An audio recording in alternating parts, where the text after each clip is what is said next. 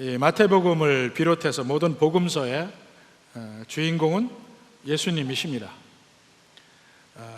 갈릴리 초기사에게서는 예수님이 누구이신가, 후기사에게는 그 예수님이 무슨 일을 하시는가, 제일 중요한 두 가지 일을 얘기합니다. 그러니까 복음의 내용에도 예수님이 누구이신가, 그 예수님이 무슨 일을 하시는가, 이게 복음의 가장 핵심이요 초점입니다.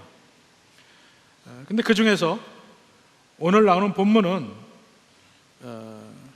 물론 전체의 흐름은 예수님이지만 그 중간에 작은 에피소드, 작은 스토리가 나오면서 여기에서의 주된 인물은 헤롯입니다. 세례 요한이 나오고 헤롯이 나오는데 바로 그 헤롯에 대해서 우리가 한번 조명을 해보고 그가 누구인지, 그가 어떤 상태인지 이런 것을 한번 보면서 우리의 인생도, 우리의 삶도 거기 한번 비추어 보도록 하겠습니다.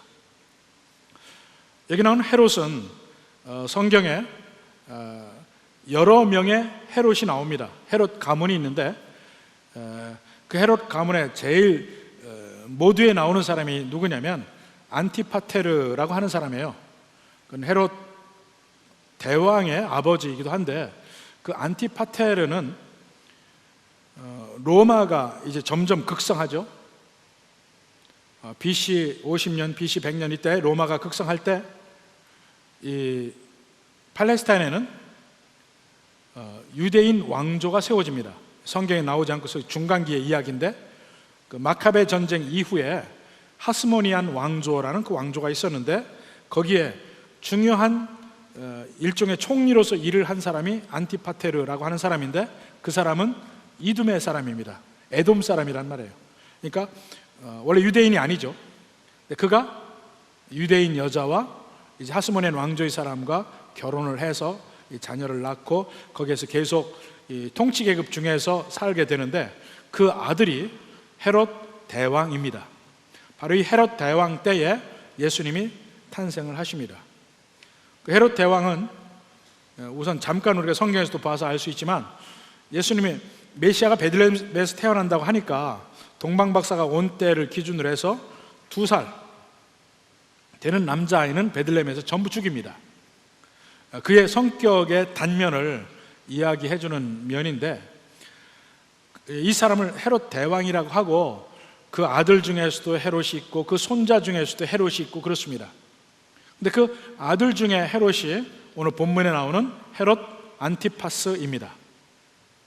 근데 그 안티파스의 삶을 보면 어려서 대단히 어려운 삶을 살았어요. 헤롯 대왕에게는 부인이 10명이 있었습니다. 10명 중에 헤롯 안티파스는 4번째 부인에게서 태어난 아들인데 헤롯 대왕이 워낙에 성격이 잔인하고 자기 이 권력욕이 대단한 사람이라서 자기 왕권에 조금이라도 거침돌이 된다면 가차없이 죽였습니다. 그 중에는 헤롯의 많은 아들들도 포함이 됩니다. 헤롯의 많은 아들들이 아버지의 질투 또는 아버지의 의심을 받아서 전부 죽임을 당했는데 그런 가운데 헤롯 안티파스는 살아남은 사람이에요. 그러니까 그 아버지를 두려워하면서 어떻게든 살아남기 위해서 노력한 사람이니까 어려서부터 상당히 정신적으로 문제가 많은 사람이었죠. 근데 그 집안을 보면 참 대단합니다. 여기 나오는 헤로디아는 원래 이 헤롯 안티파스의 조카이기도 하고 아니면 형수 또는 제수이기도 합니다.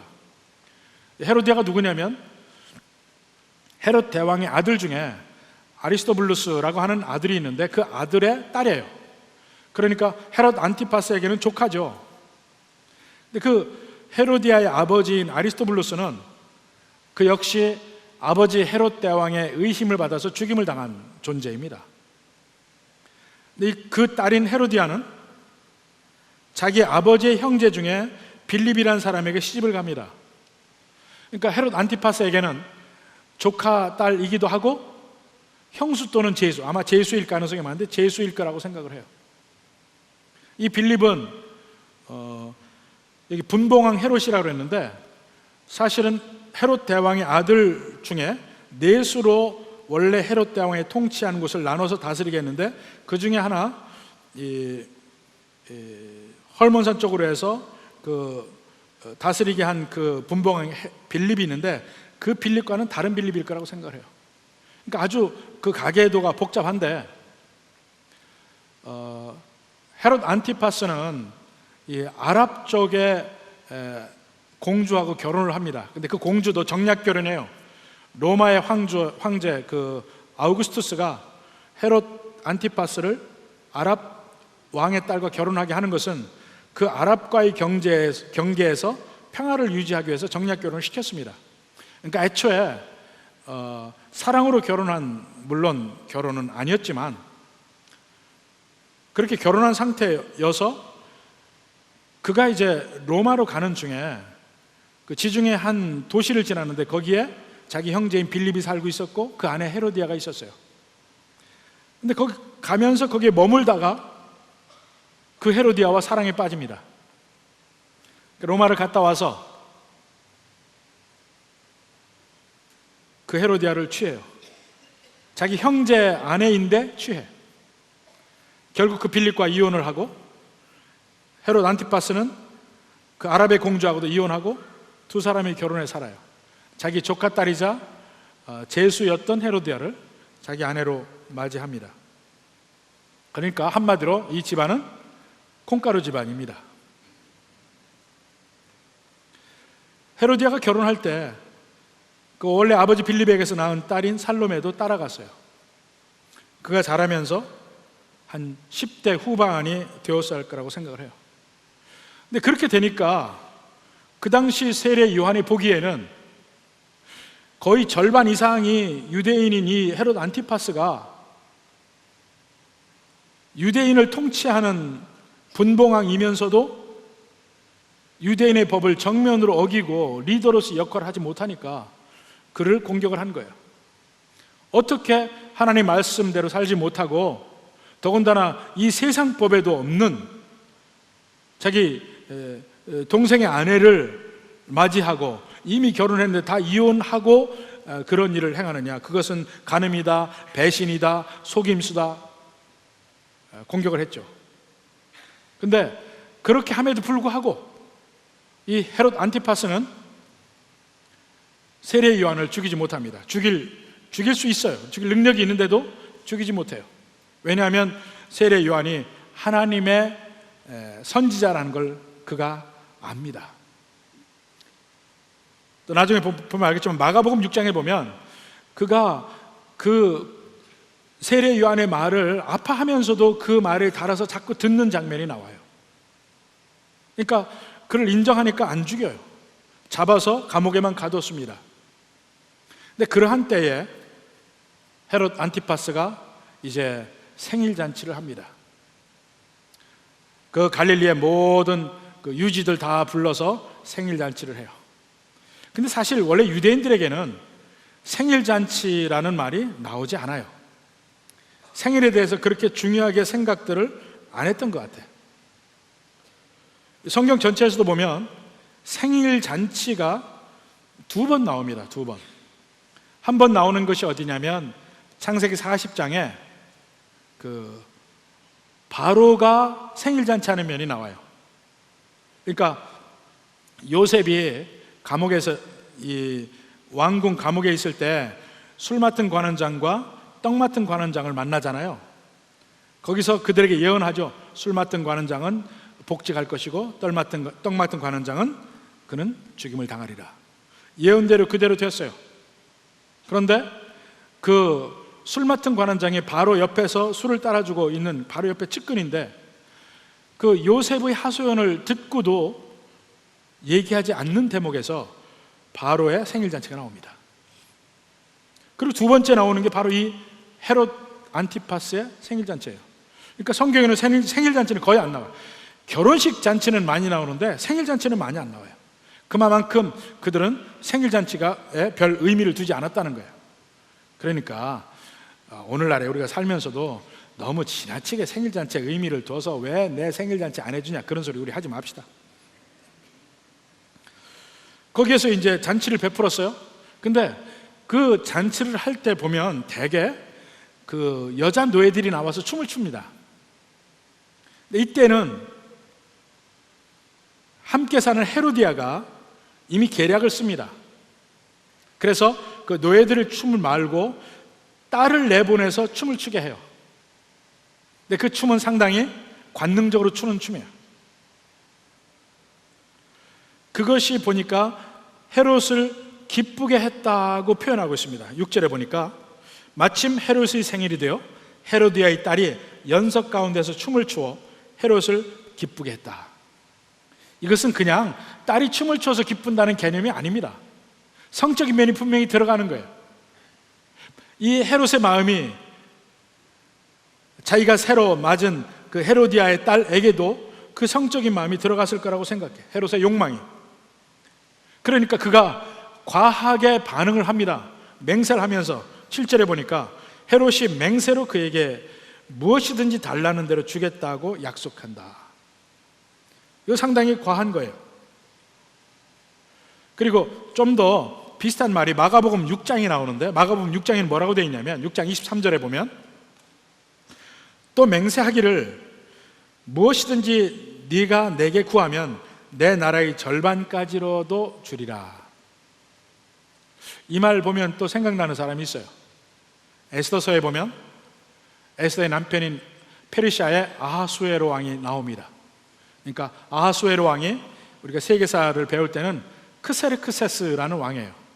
근데 그 아하수에로 왕이 잔치를 베풀 때 에스더가 나오니까 너무 에스더가 왕비가 아름답고 멋있으니까 그에게 이야기합니다. 무엇이든 내게 구하라. 내 나라의 절반까지도 주리라. 그래. 근데 그와 같은 말을 지금 헤롯 안티파스가 하고 있거든요. 근데 헤롯 안티파스라고 제가 계속 이야기하는 이유는 헤롯 왕이라고 이야기할 수가 없습니다. 여기서 분봉 왕이라고 한 것이 영어에 보면 테트라크라고 되어 있어요. 테트라크라는 건 뭐냐면 4분의 1을 맡은 통치자라는 이야기예요. 그래서 그는 엄밀하게 이야기하면 왕이 아니었어요. 그 아버지 헤롯은 왕이었습니다. 물론 로마의 통치 아래 있었지만 왕이었어요. 근데 아버지 헤롯 대왕이 죽은 이후에 넷수로 갈라서 아들들에게 따로따로 맡겼거든요. 그래서 한 곳은 유대는 아킬라오라는 그 형이 맡았는데 바로 그는 불신임 당하고, 갈릴리와 베레아 지방은 이 헤롯 안티파스가 맡았고, 그 베레아 위쪽 길르앗 지방은 그 빌립이라는 또 다른 형제가 맡았습니다. 근데 그러니까 테트라크 그 4분의 1 통치자라고 하는데, 그러니까 그 땅을 전적으로 자기가 소유한 왕이 아니에요. 그 땅이 자기 게 아닙니다. 근데 그가 허세를 부리면서 내 나라의 절반이라도 주겠다 이렇게 얘기를 하는 거예요. 거짓말이에요. 말도 안 되는 말입니다. 자기 아버지도 왕이었지만 마음대로 할 수 있는 게 아니었거든요. 근데 그가 허세를 부리면서 맹세하는 것을 이미 헤로디아는 음모를 꾸미면서 대충 짐작을 했어요. 그러니까 이 광경에서도 보면 우리가 만구불변의 진리를 알 수가 있습니다. 남자는 여자를 몰라, 여자는 남자를 아는데, 헤로디아는 헤롯에 대해서 꿰뚫어 보고 있어요. 헤롯은 함께 살지만 헤로디아를 전혀 모릅니다. 그가 얼마나 악녀인지를 모르는 거야. 헤롯의 마음에 일말의 양심은 있어요. 그러니까 세례요한을 안 죽이는데 헤로디아는 기어코 죽이기를 원해. 그래서 일부러 살로메를 내보냈고 그 헤롯의 허세를 이용해서 이제 죽이려고 한 겁니다. 여기서는 그냥 그 딸이 대답을 하죠. 8절에 보니까 그가 제 어머니의 시킴을 듣고 그랬는데, 마가복음에 보면 살로메라는 이름도 나올 뿐더러 어머니가 가서 물었습니다. 내가 무엇을 구할까요? 그러니까 헤로디아가 딸에게 말을 준 것이 뭐냐? 세례 요한의 머리를 쟁반에 담아 주십시오. 그건 죽여달라는 얘기거든요. 그 얘기를 헤롯이 듣습니다. 그러니까 헤롯이 진퇴양난에 빠졌습니다.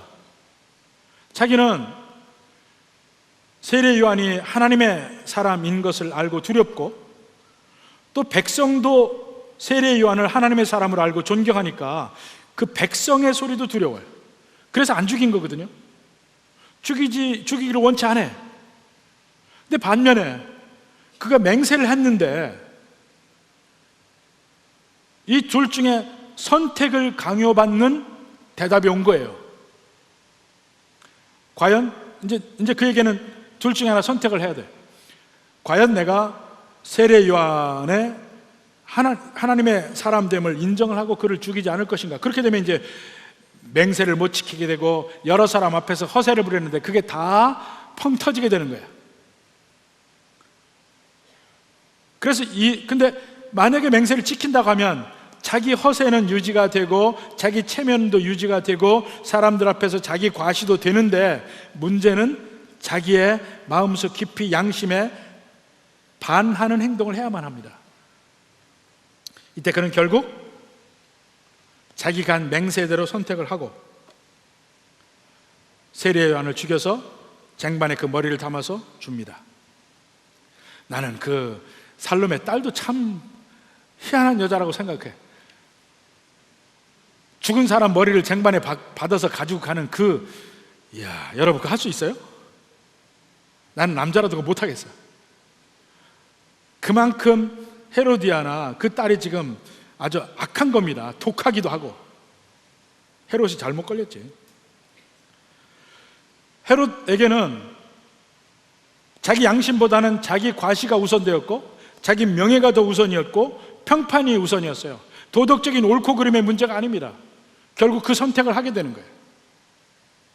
근데 이러한 면을 보면 소위 프로이드에서부터 출발한 심리학적 관점에 보면 그 헤롯의 모든 행태가 충분히 설명이 됩니다.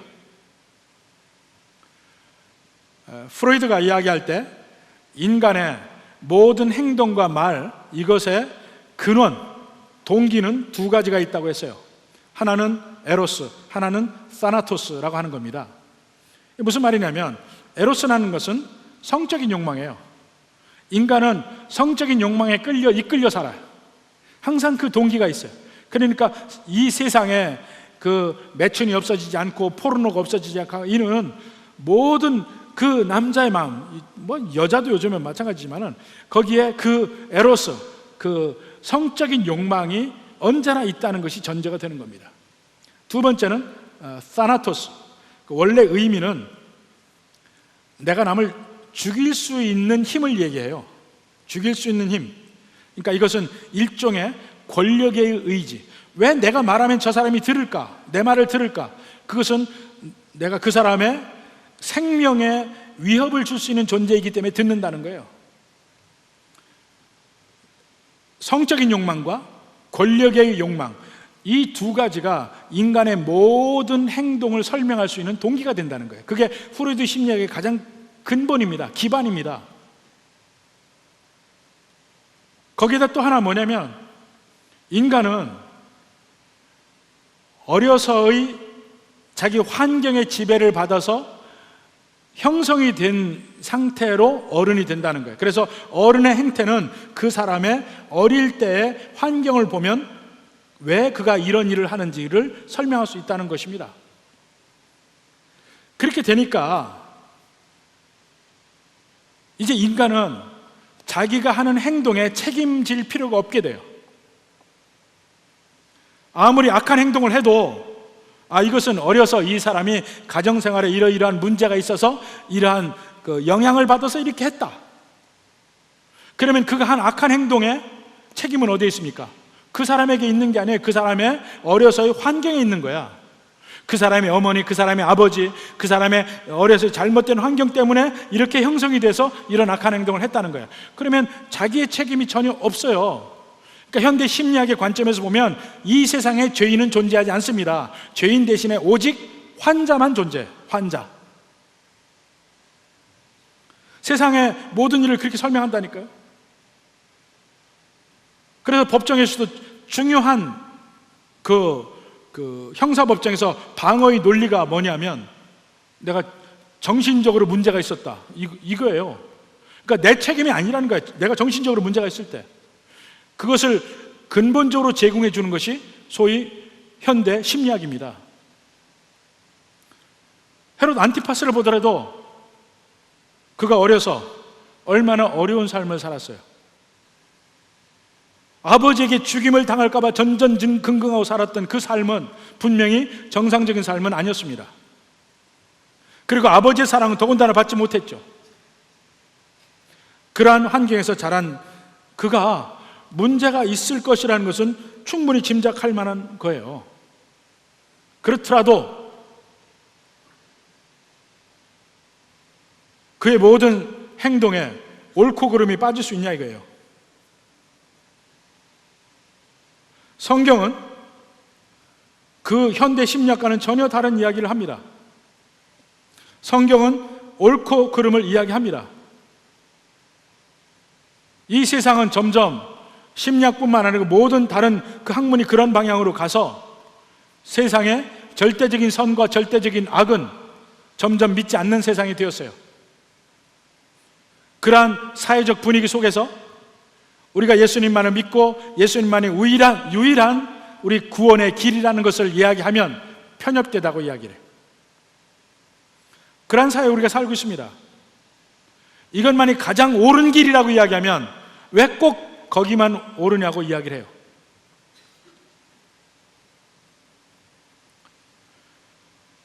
성경에 한번 비춰보자입니다.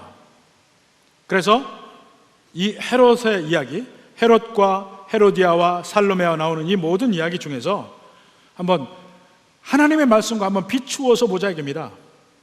잠언서 6장 16절에서 19절까지 봅니다.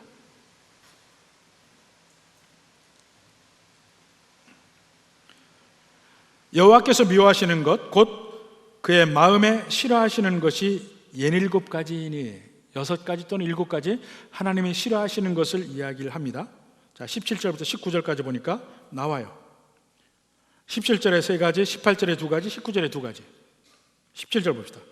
교만한 눈과 거짓된 혀와 무죄한 자의 피를 흘리는 손과 악한 계교를 꾀하는 마음과 빨리 악으로 달려가는 발과 거짓을 말하는 망령된 증인과 및 형제 사이를 이간하는 자. 근데 이 관점에서 이 잘못 하나님이 싫어하시는 면의 관점에서 헤롯의 스토리를 비춰보면 전부 다 걸려요. 헤롯이 자기 형제 빌립의 아내를 취할 때는 형제 사이를 이간한 것이죠. 그 자체가 자기 형제와의 관계를 끊은 거예요. 하나님이 싫어하시는 것. 헤로디아의 악한 음모, 결국 세례 요한을 죽이고자 하는 그 음모, 악한 계교를 꾀하는 마음. 18절에 또 헤롯의 맹세, 네가 원하는 건 내가 다 주겠다, 내 나라의 절반까지 주겠다. 자기 나라가 어디 있어요? 자기 땅이 어디 있어요? 거짓된 맹세, 거짓된 혀. 17절에 나오죠. 또 맹세한 대로 그대로 행한 것은 맹세를 지킨다는 명목으로 하지만 실제로는 자기의 교만함을 그대로 드러난 겁니다. 내 허세, 내 명예, 내 평판, 이것을 중요하게 생각하는 교만한 눈. 또 빨리 악을 행하는 그 발. 이 안에 다 볼 수 있습니다. 헤롯과 헤로디아와 살로메는 전부 합작을 해서 결국 무죄한 세례 요한의 피를 흘렸어요. 그 손.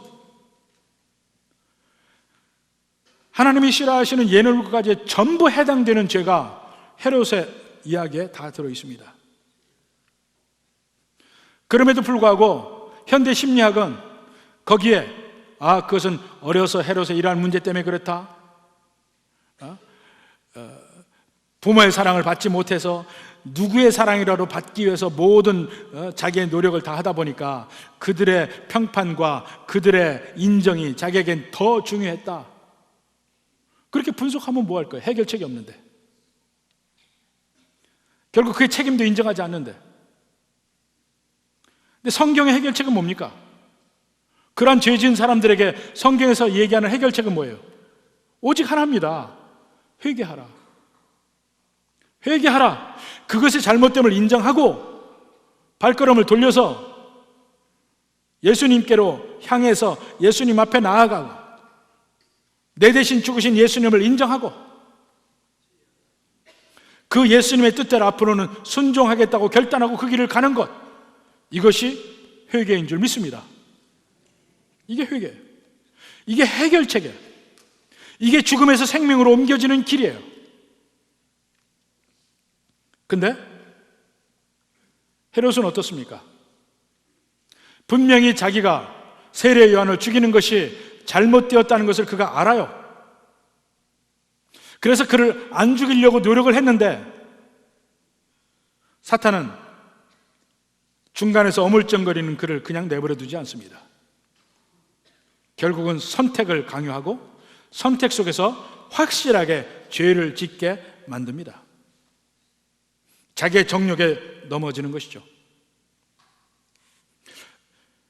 그런 면에서 우리도 생각해 볼 필요가 있습니다. 여러분은 한번 스스로를 돌이켜 보십시오. 모든 이 세상의 삶 속에서 내가 해야 할 일, 해서는 안 되는 일이 분명히 여러분의 마음속에 보일 겁니다. 그런데 많은 사람들이 해서는 안 될 일을 해요. 이게 안 되는 줄 알면서 합니다.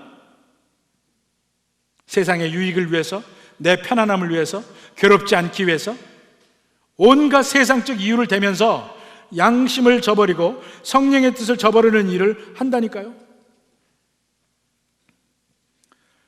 제가 경험했던 바를 보면, 우리 교회에서 한참 어려울 때 막 나를 공격한 사람이 있습니다. 가장 핵심적인 멤버. 근데 제가 너무나 깜짝 놀란 것이 아무도 없는데 딱 둘이 만났어요. 사실은 그게 어디냐면 검찰청 복도였어요. 그 사람이 저를 고소해가지고 제가 가서 지금 출따러 나갔다가 거기서 그 사람도 같이 출대다가 복도에서 만났어요. 딱 만나니까 제가 너무나 놀란 게 갑자기 그 사람이 머리를 숙이면서 목사님 건강하시죠? 목사님 평안하시기 바랍니다. 깜짝 놀랐어요. 그 자리에서 저를 공격할 줄 알았어요. 그러더라고요. 그 사람뿐이 아니에요. 저를 공격하던 또 다른 사람도 단둘이 만났을 때는 제게 용서를 구하더라고. 근데 다른 사람이 딱 있으니까 그 다음에 완전히 다른 사람으로 변해요. 막 욕을 하고. 그래서 제가 생각해 보니까 단둘이 마주칠 때는 다른 사람이 없잖아요. 자기 평판 걱정할 게 없잖아. 그러니까 양심대로 행한 거예요. 양심대로. 자기 속에서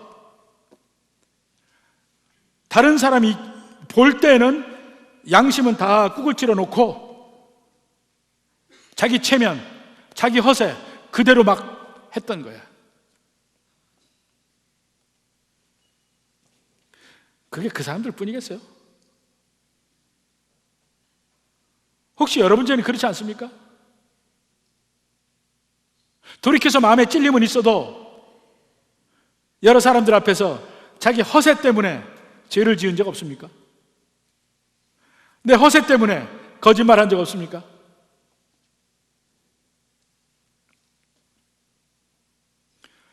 예수 믿는 사람들은 더군다나 그 양심이 살아납니다. 새로 살아요. 그래서 양심의 소리는 하나님 말씀과 같이 붙어서 성령의 소리입니다. 사실은 마음속에서 나는 양심의 소리가 성령의 소리라고요. 과연 그 소리에 여러분이 귀를 기울이냐 이겁니다.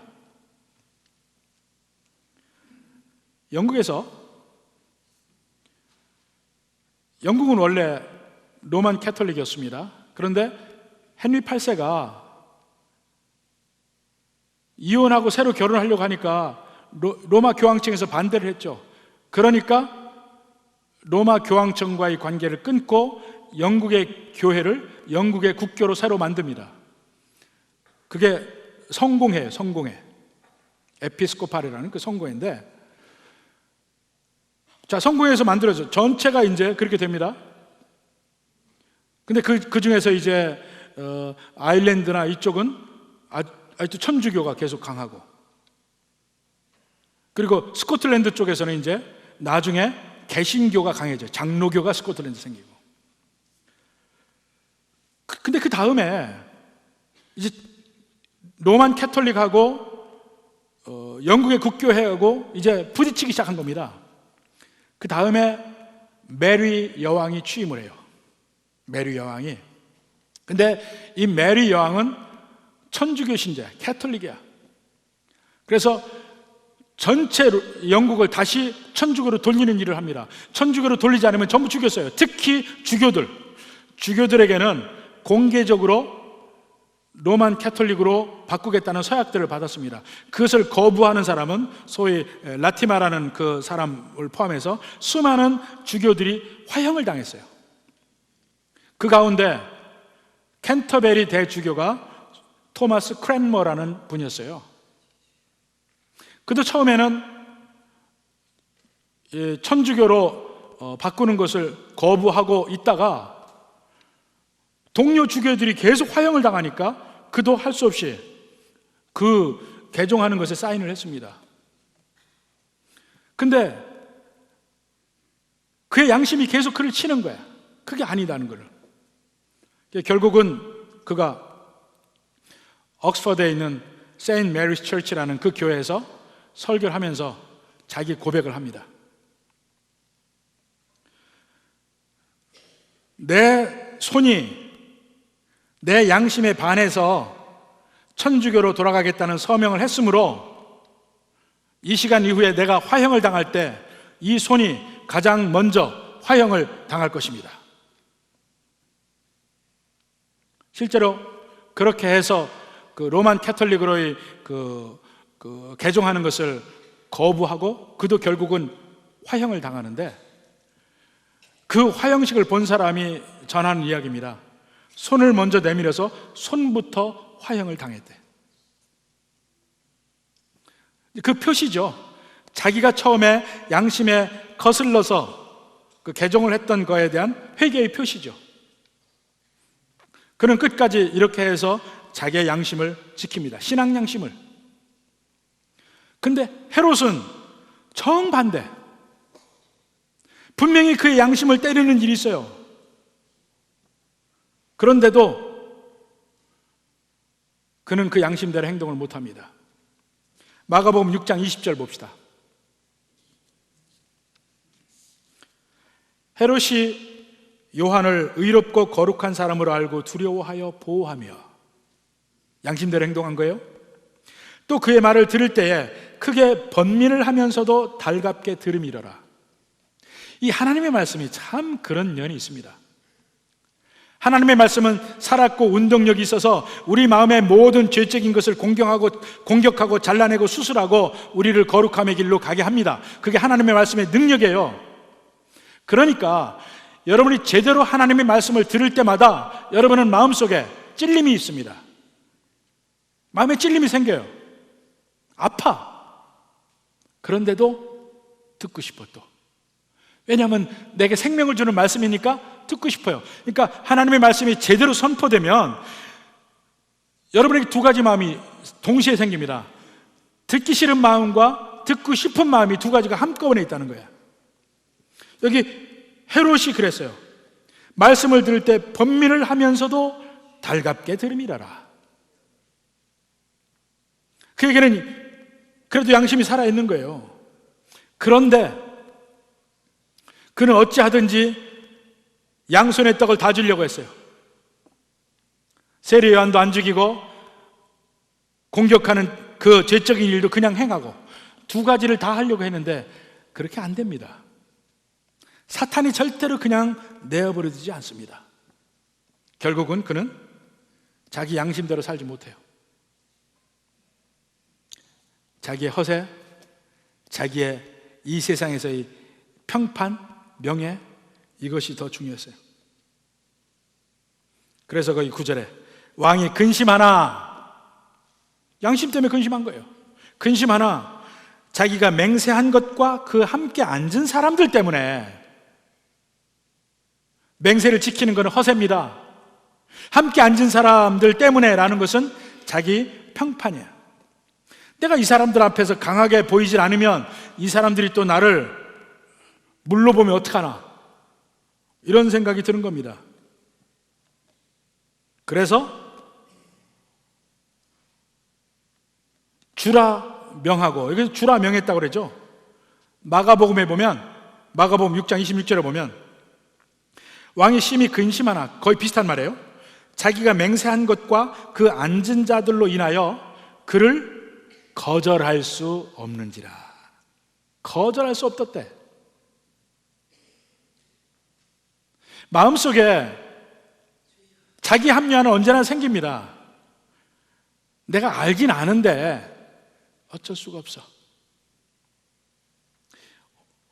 어디서 많이 듣던 말 아닙니까? 빌라도가 그랬어요. 빌라도가 예수님을 안 죽이려고 얼마나 노력했습니까? 근데 마지막에 어쩔 수 없이 그들의 말을 들어요. 헤롯도 세례 요한을 안 죽이려고 그렇게 노력을 했는데 마지막에 맹세를 해가지고 어쩔 수 없이 그를 죽입니다. 그는 근심은 했지만 회개는 안 했어요. 근심은 했지만 결국 신앙 양심, 그 양심은 저버리는 거예요. 분명히 그 두려워했거든요. 두려워했어요. 하나님을 두려워하는 면이 있었다고, 그에게.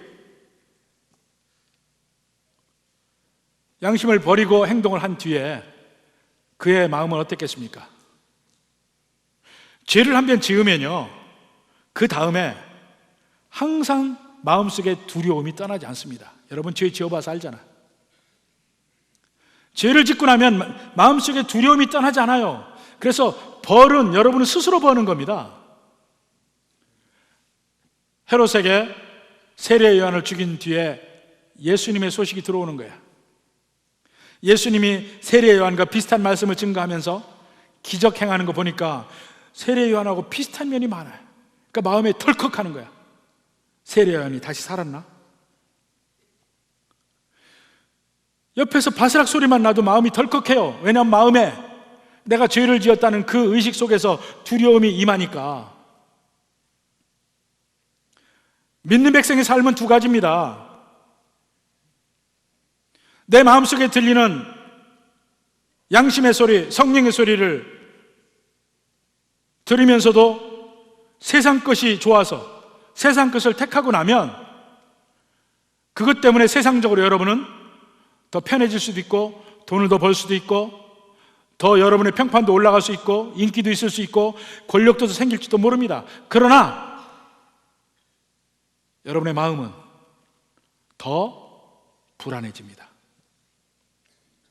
더 불안해져요. 만약에 여러분이 크랜머처럼 양심의 소리를 들으면 여러분이 세상적으로 더 어려움에 처할 수도 있고, 더 여러분의 삶이 불편해질 수 있어요. 돈도 없어서 사람들의 욕을 먹을 수도 있어요. 세상에 살아가는 게 퍽퍽해질 수 있습니다. 그러나 여러분의 마음은 평안해집니다. 둘 중에 어떤 걸 택할까요, 여러분들? 어떤 사람은 그래요. 둘 다. 세상 것도 없고 마음도 편해지기 원해. 중간에서 둘 다 얻으려고 합니다, 사람들이. 그럴 땐 꼭 마귀가 어느 순간 둘 중에 하나를 선택할 수밖에 없는 순간을 여러분에게 딱 내놓습니다. 마치 헤롯이 맹세히 청구서를 받는 것처럼 여러분에게 청구서가 올 겁니다. 그땐 여러분이 결정을 내려야 돼요. 많은 사람들이 헤롯과 같은 결정을 합니다. 세상적으로 편해질지 몰라요. 세상 사람들의 길을 같이 갈지 모릅니다. 그러나 여러분의 마음은 평안도 없을 것이고 항상 두렵고 찜찜한 마음으로 살아야 돼요. 그게 벌이에요. 그 자체가 벌이라고요. 특별히 내 삶에서 뭔가 큰 벼락이 치고 그게 아니고 내 마음의 평안을 얻지 못하는 그 자체가 벌이에요.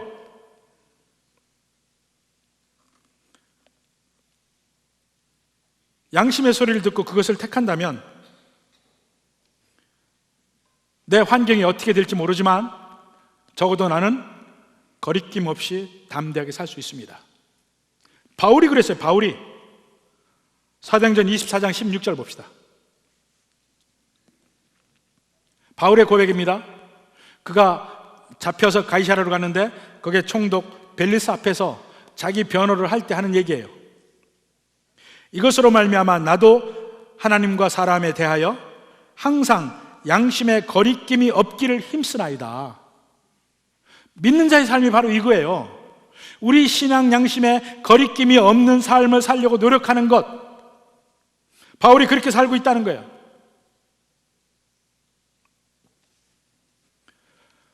분명히 헤롯의 마음에도 그 양심의 소리가 있었습니다. 근데 결국 거기에 귀를 기울이지 않은 이유는 죄적인 욕망을 더 사랑했기 때문에 그래요.